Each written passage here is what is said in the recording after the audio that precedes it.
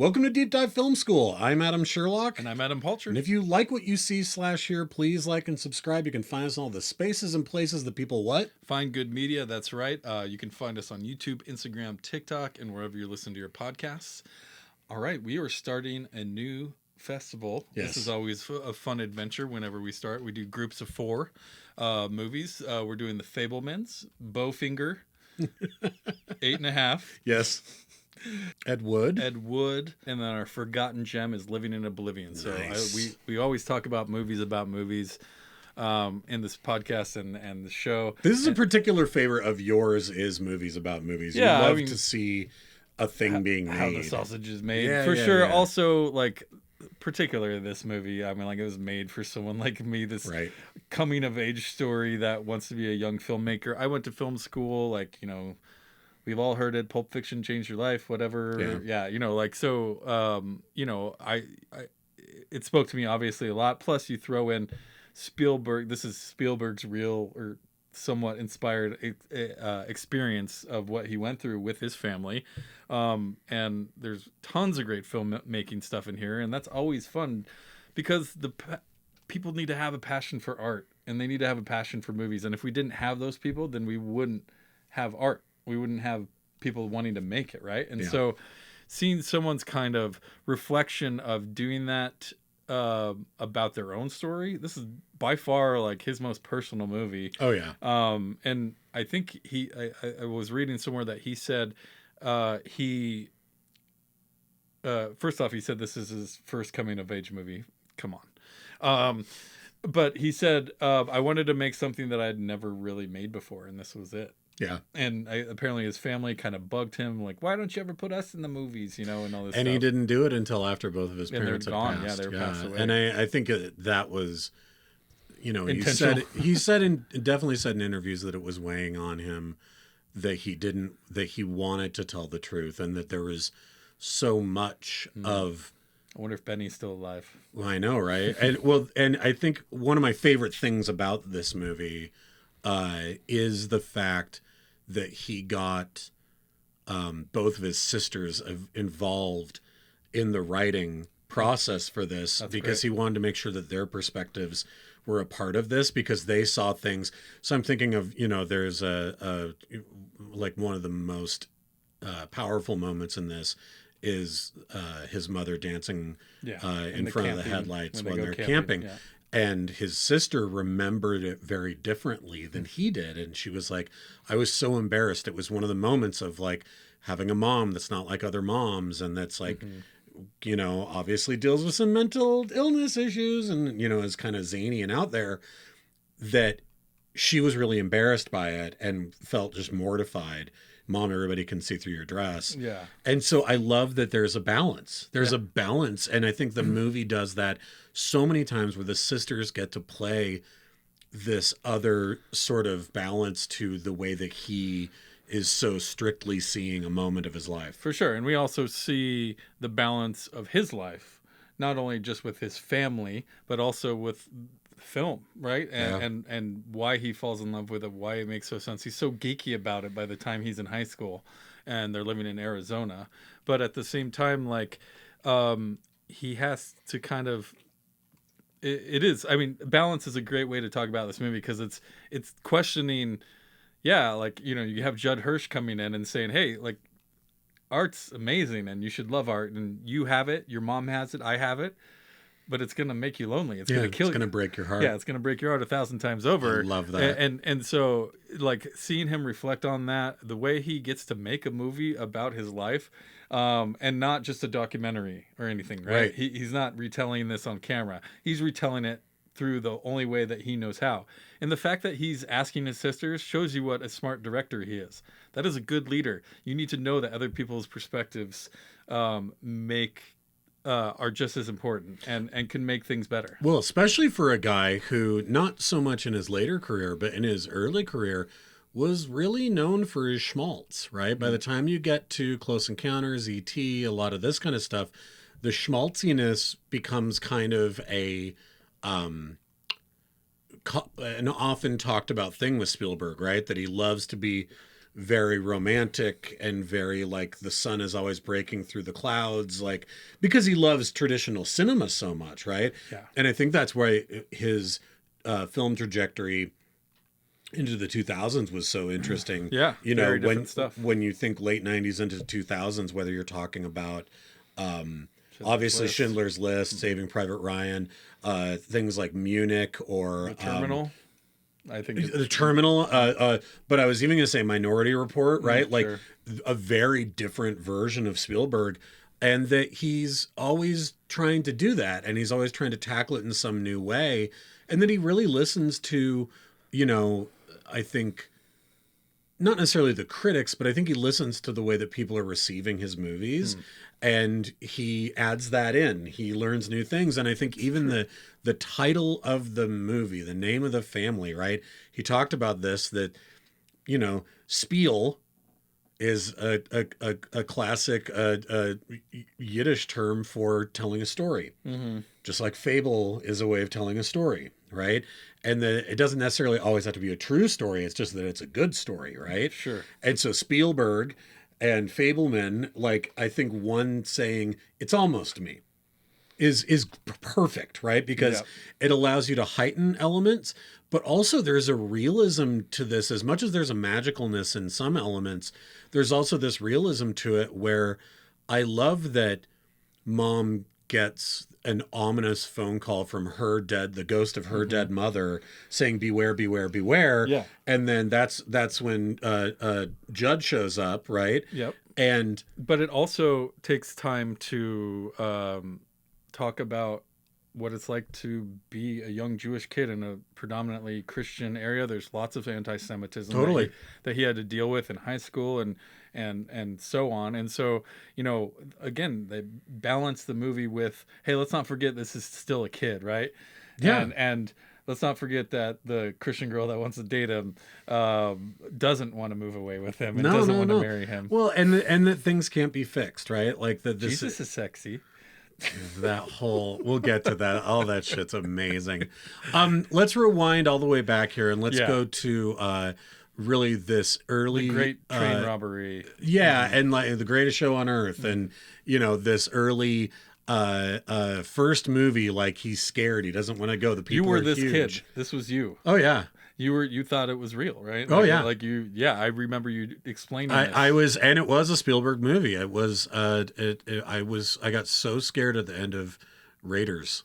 Well, there's getting it came out of nowhere though. It was like a fun adventure movie. Melting Nazis. Listen, if there's one thing that we learned from the Fabelman is that it's that Spielberg loves a good blood gag. He does. But you know, I think that it meant it was so impactful to me, this first act, because I did want to know how they did it, because I was so scared.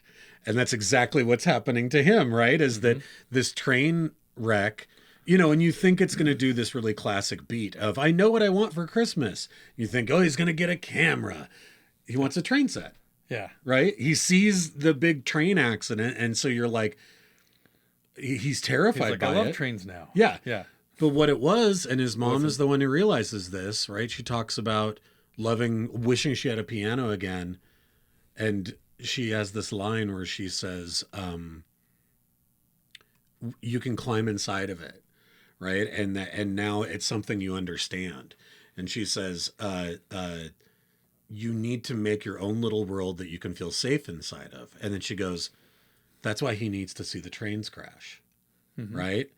And so she's the one who hands the camera to him to film it, and he can understand recreate everything that he did as a kid. He said he's like, I had to take some liberties, and if I see a good shot, I'm going to take it. You know, so it's obviously not like the actual movies he made and recreates, but he recreates that scene of the crash that he saw that was so scary, right? And people had never seen that before in the early 50s, right? Well, and I also think that, he takes the liberties, but to me, I saw it more as like Herzog's ecstatic truth, which is we're seeing it the way that he thinks that it was, right? Because as a little kid, I mean, I remember making stop motion animation movies, you know, and it was like I had a high 8 because it would go click, click, click.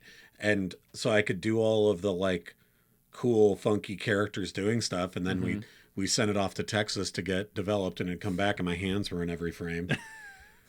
But if you would have asked me back then, I'd be like, it's just as good as Jason and the Argonauts. Sure, yeah. Right? Yeah. It wasn't. It was awful. Yeah. But that heightened reality. And so that's what I thought is we're seeing the way that he thinks that it looks. Exactly. And that's fine. And that's okay for us to escape with him like that. And that's how he thought it looked. And the fact that he gets to relive all of this has to give him some weird perspective, right? Well, apparently... not bad. Just it has to be strange to relive and oh wait, my mom, Mitzi wasn't quite like wasn't quite like that or whatever. We get Bert and Mitzi. We can talk about them. Paul Dano actually talked about this Williams. in an interview. He said that he was like, it was an honor, of course, but it was also a lot of weight.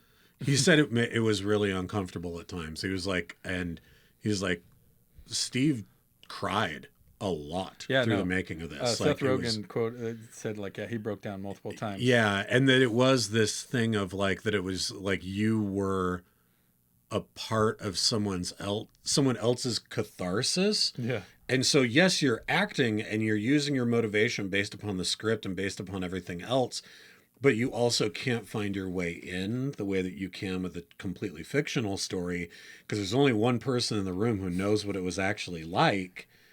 Maybe the sisters, but yeah. But just as far as if it's your job, you're at work and you're sitting there sure. But also, I could see how that could be really uncomfortable. Only he could make the scene of him putting together the camping video and realizing what was happening with his parents' marriage. There are that was such a scene. What a scene. There's a meta aspect to this entire movie, obviously, but there's a secondary meta to it, which is that I've always thought Spielberg was a great director, obviously, but I'm sure some people think he's bullshit. I'm sure there are, but I think, and they'll comment below, I'm sure. Yeah, but I think, or obviously he's a successful director. Let's say that. I think we could at least say that. But I think he sometimes has done a poor job with exposition dumps. I think sometimes he's done a really poor job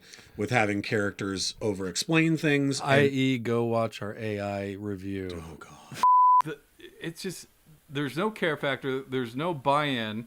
And they over-explain the ending to the degree where I'm just like, cool, you're why don't we just show the aliens in the break room after all this is over saying, oh, okay, can you believe that kid? What else are we gonna show to can you believe that kid? Which actually, before Fabelmans, was the last time that he wrote a script. Wrote something, yeah.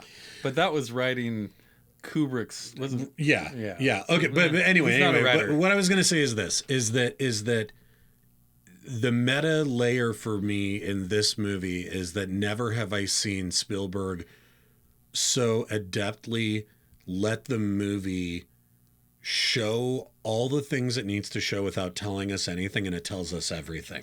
This movie, he does it the most that he's ever done it. I have that written down. He does so much show don't tell in this. Over and over and over. There's these huge chunks that are that, right? I mean, even I quoted her saying, oh, that's why he needs to see them crash. Okay, fine. She did name it and button up exactly what the thing was. Yep. But then when we see him watching it and he's holding his hands, literally capturing the movie. Yeah.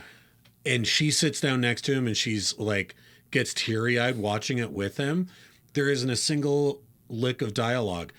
When he's editing the camping film, later when he shows the film, yep. And we don't even see the film, we just see her face. I was like, that's some I don't know, Haneke stuff, man. It's so, and you know that he loves these things. You know that he's always been a fan of Truffaut. You know he's been a fan of he knows who John Ford is. Yeah, he knows who John Ford is. You know that he's always loved people like Kubrick or people like I love the magic moments though when he figures out something and how to take that art or change what he did to make it more effective. The ultimate one being his Western, and when they shoot, he's showing it to all the Boy Scouts, and when they shoot, it flickers the guns are going off, and it just added this action that no one had seen before. Yep. And he doesn't really directly say it, but before he's watching something and he goes fake. Yep. And so he knows, he's like, I don't need to make this real. Well, he's saying fake, and then his mom is doing her practice for the recital, and she steps on one of the pieces of sheet music and punctures a hole in it. That's what it is. And he picks it up and he looks through it, and there's this aha moment. But we don't see him like da da da da and doing it. We just see the result of the film, and then later in the car he tells his dad he poked holes in it. Well, you know, and he's an engineer and a scientist. I think Dano is excellent here. Oh my God, he's so good. And Bert himself, he's at least portrayed as a wonderful man. Yeah. He just isn't the sexy, funny Benny character that his best friend is and that his wife falls in love with. Yeah, and I think he's analytical. I think you definitely get a vibe that he's somewhere on the spectrum. Like he's definitely like he wants to over-explain everything. Sure, but that's I think it's just a personality type. Yeah. It's, you know, it's just like that's who he is. It's also what's paying for all of these houses and moves and all of this stuff that he keeps getting promoted. Well, and some guys, you know, are smart enough for IBM, but they're wistful wistful magical wives become so bored with them. You know what I mean? That she has to go buy a monkey. Yep. Like, I mean, it's so. This movie is name it Benny. Oh my God, that's a bad move. That's a yeah. This movie is so fascinating to me on so many different levels, and the acting in it is phenomenal. I mean, yeah. What do you think of Michelle Williams here? I have always liked her. Mm-hmm. I've always thought she did a good job. I think this is going to be talked about as like one of her seminal all-timer performances. Wow. It's so lived in a way where, because it's such a hard thing to do, to play kind of like, you know, the really inspirational but also kind of weird like manic mom. It's true. There's character. A few moments where I felt like acting, like she was really laying it on thick. But at the same time, I question that because I'm like, Spielberg's there. He's going to tell her how his mom was. Like they would say, especially if the sisters are there too, they would say, no, mom would never say that, or not, mom would never act like that. Oh, see, but this is so interesting. I got that vibe too, but I didn't get that as overacting on her part as an actor.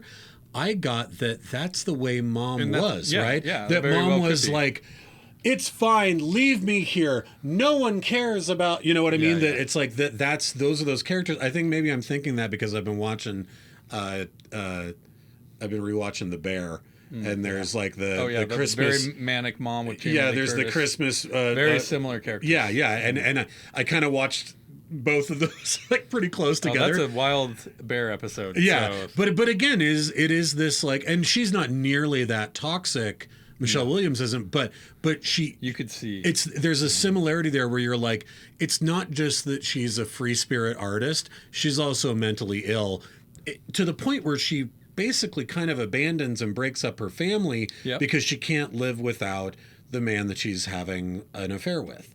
And you just go, that's a particular kind of mom. And it is for sure. And the reveal of the whole thing is very, you know, it's kind of there. You kind of see it, and the dad sees it, but he doesn't really know what to do with it, right? Like, yeah. And the one thing that Bert, you know, from a character standpoint, is that he just didn't get that movies could be like a long-term thing, right? He didn't see the big picture of his passion. He's like, he keeps calling, he's like, that's a lot of money for a hobby. You know, like he wants this editing machine, he wants this new camera, and now there's a 16 millimeter, and like all this stuff. And I love that the uncle literally nails that. He's like, does it drive you crazy when they call it your little hobby? Right? And you're just like, I mean, listen, the whole time I was watching this thing, I was like, oh my God, it's me. You got your little podcast? Oh God.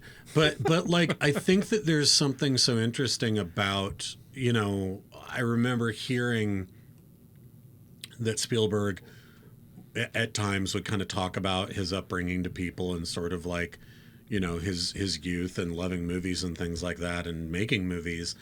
And he would say, you know, when I would tell people kind of the whole story, people would say, you need to make that into a movie. Mm-hmm. And I remember because I didn't know the whole story and he never really went into detail, I remember it always being like, I mean, yeah, kid with a camera, isn't that kind of what Super 8 is? Like, isn't that sort of what that is? He helped make that too. Yeah. But knowing now that what he was probably talking about is that one of his early filmmaking experiences was editing a family movie and discovering that his mom was having an affair with the family's best friend. That's probably the fucking thing that people are like, you need to make this into a movie. Because that is like, talk about the power of film, even though it's a dark thing to tell of your own family history. The power of film. Yeah. The power of film. I mean, as much as that's a heartbreaking sequence when he's editing it, it's also like, it's so much about literally the winding back, the looking at a single image of them holding hands, of closing in on her face and the way she's looking up at Benny, and just it's so incredible seeing them be more of a couple than her and her dad. Yep. Right, and him knowing what's going on, and then of course we see the like incriminating footage of them holding hands and kind of pecking a little bit. But it still is this thing of him being a voyeur, watching this thing that he filmed that he didn't see when he filmed it, and that had. To me, that had to be, because let's move on from that. I want to talk about the moment when the dad announces that they're getting a divorce. It's the sisters that are freaking out. And the sisters are freaking out, and he's sitting on the stairs. And first of all, the shot, it's acted brilliantly. The lighting is gorgeous. The edits are beautiful in the way that it's cutting around to everyone. The dialogue is so heart-wrenching. But then there's this moment where Sammy's watching, and he's looking at everyone, and he's kind of detached.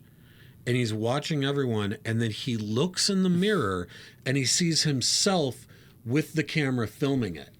And I was like, so was he actually filming it, or is this how detached he's... Is he imagining himself filming it because then he doesn't have to feel it? Yeah. Or he'll feel it later. Like I couldn't. It was one of the really interesting, surreal, disjointed moments in the movie, and it made me go, "Oh yeah, this is where art can kind of break your heart because now he's not in the moment anymore." It's funny. He does a similar thing when Mitzi's mom is dying in the hospital, and he kind of focuses in on like her side of her neck. Yeah, and you the can pulse. see like her take her last breath. Yeah, right? You can kind of see what's going on. Like he's seeing it cinematically. But the camera's focusing in on it, and I'm just like, is he actually getting sad because he's witnessing this, or is he just like, oh, that's going to make a good shot one day? Yeah. And the thing is I think that he doesn't know, right? Yeah, because this comes back again when they do later when he's in high school, and he films the ditch day.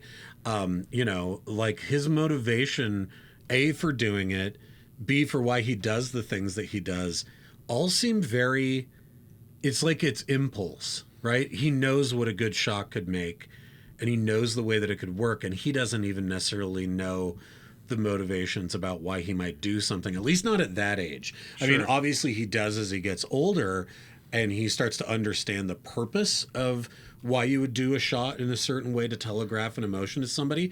But at this age, it's just... It's intuition, testing, just figuring it out. Like, I mean, that's how you learn. He didn't want to go to college. He tried it and hated it, and just wanted to make movies. So, fascinating movie, wonderful movie. There's so much to talk about with this movie. But I do think what you were talking about with how hard it is to tell the story of that could be why he waited till his parents were gone to make this movie, right? Because could he truly tell the Benny side of that story in the way that he wanted to with them still alive? I think there's no way that you couldn't embarrass somebody or make them. And I think that maybe that's it, is that he had to say, this is my perspective, and then brought his sisters in to be like, this is what we remember. This is what grounded. Yeah, and also to be like, I don't know what it was like from my mom's perspective. I only have a little bit of that, right? But the rest of it has to be this other thing. And it changed him. He became a different person after he figured that out. Yeah. Well, he stopped making so pitiful. Yeah. He stopped making movies for so long. Now, I do want to talk about his around that same time. I love this scene where he's making the war movie. With his friends. Oh yeah, it's so fun. And it's so he kind of has this it's obviously about It's Escape to Nowhere, right? Yeah, it's Escape to Nowhere, and they're doing the final scene, and he's trying to give the lead actor motivation. That's right. And obviously he's talking about what's happening in his own life. But it's so fantastic because there's a couple of things happening that are worth mentioning.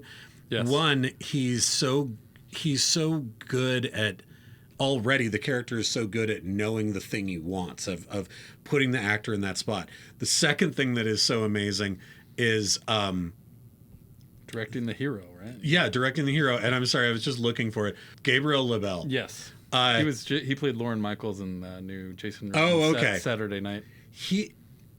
The motivational speech to this actor to put him into the moment is such a perfect Spielberg impression without it being an impression. It feels very lived in, but just the hands on the hips and the I was just like, oh my God, this kid has got it, man. It is so dialed in. You could see it from whenever he premieres his movies. People are jumping up and down. They love it. Yeah. And the this Escape to Nowhere premiere for sure, because they're laughing, they're grossed out by the violence, and then they're crying at the end when he's walking away. And so he's hitting all the ranges of emotions that a 16-year-old is doing. There's no like you have to run the soundtrack separate, right? You have to. There's no sound. You got to run the score along with it, and it just shows the level of. I mean, the funny thing is that if this was a fictional movie, you'd go, oh, really? Like the 16-year-old kid's making movies at this level?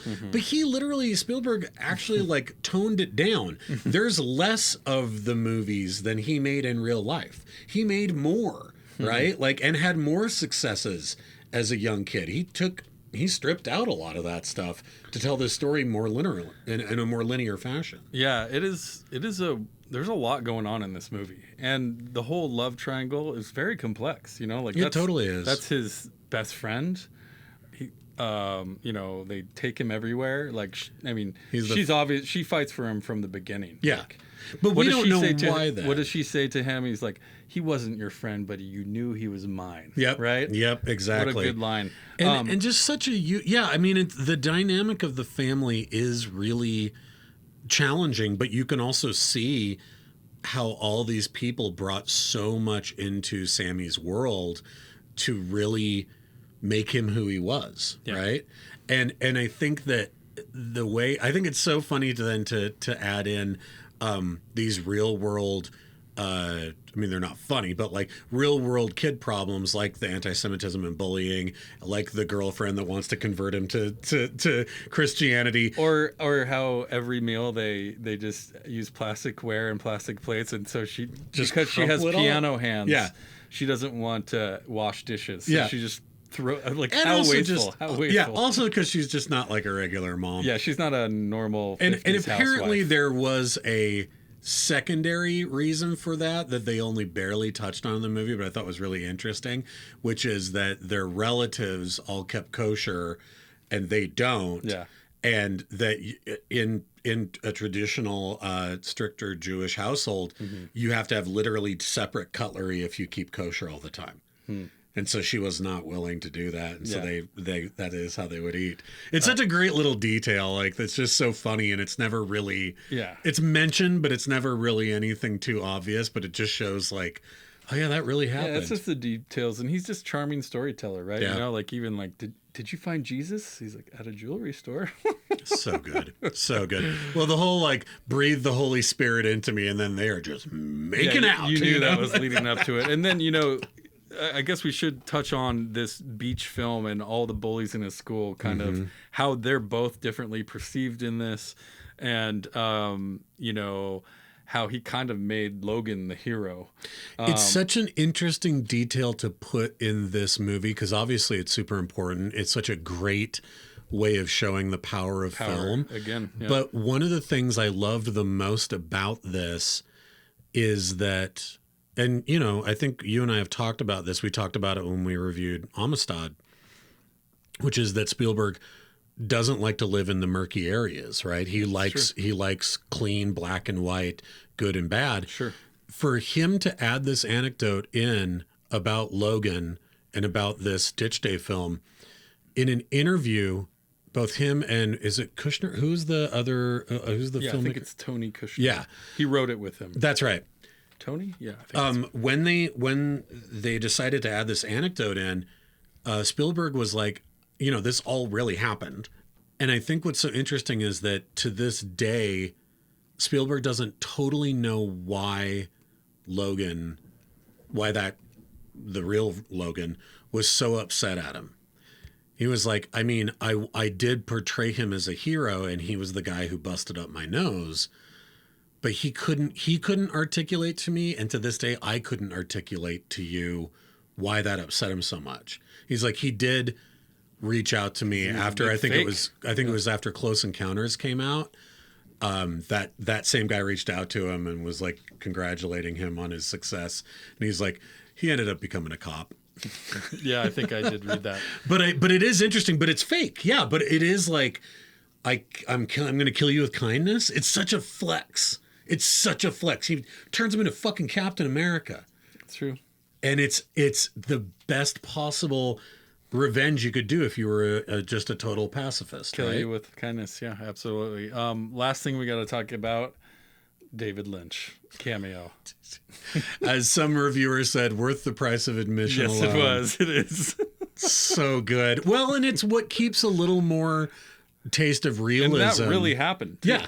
And that's as much as Ford had to say to him, right? You're like, get the fuck out. Yeah, you're like, if you're gonna blow smoke up my ass, you could give him like a whole like speech about art. Explain that picture. Yeah. But instead, it's just like, know where the horizon is. Yeah, there's a level to where is this self-masturbatory? Maybe a little bit, but again, for a filmmaker that has his filmography and it's truly different than something he's ever done before, and so. The fact that he can keep doing that in his career is fascinating. And I would argue that at some point in a person's life, if they are a public figure and an artist and they're beloved, like you have to eventually go, people do want to know. Yeah. Right. Like you're that much of an icon. That difference between self-masturbatory and saying like, people are curious. People will want to know this about me. And he knows it's an interesting story. And I think that that very last shot to me ties all of it together so beautifully of that idea of people do want to know this about me and want to know how I became who I became. So this idea of like, if the horizon's dead on, it's boring. Yeah. And so that there's a literal hand tilt of the camera moving love it. The horizon line. Good. I was like, because I was kind of going, how are you going to dismount? You can't have him walk into the sunset like Empire of the Sun. Like, what are you going to do? And to do it like that, where the camera goes, I still remembered. I can be a good filmmaker. It was just a great little like. Moment. It was so good. It's so damn charming. I'm so glad you brought that up. Nominated for like 8 Oscars, like a lot of good stuff. It's why it definitely is about like this would be fascinating and worthwhile if directed by Anonymous. Yeah. Right? Like it's just a cherry on top that it's Spielberg's story. It's true. It's like it's such an amazing movie about the power of film, the power of art, the sacrifices you have to make for art. Art versus the fact that it also is an inside scoop on this guy who really helped create the tapestry of pop culture that we all swim inside of. Huge part of it. Is that's just the cherry on top. Mm-hmm. Like I think it could stand on its own no matter who it was made by. Great point. And John Williams' last score, I think. Yep. So awesome. Well, what a great start to the festival. Thank you for joining us. Please like and subscribe if you like what you see/share. We're on TikTok, Instagram, and YouTube, and wherever you listen to podcasts. So please join us there. Yep. We're going to continue next week with that one scene from the Royal Tenenbaums. We're going to do the opening sequence there. And join us. And the next movie, I believe, is... Do we want to do Bowfinger or 8.5? That's a tough one. I think we got to do Bowfinger. Okay. Ease into 8.5. Yeah, you got it. Okay. All right. Thanks for joining us, everyone. See you guys.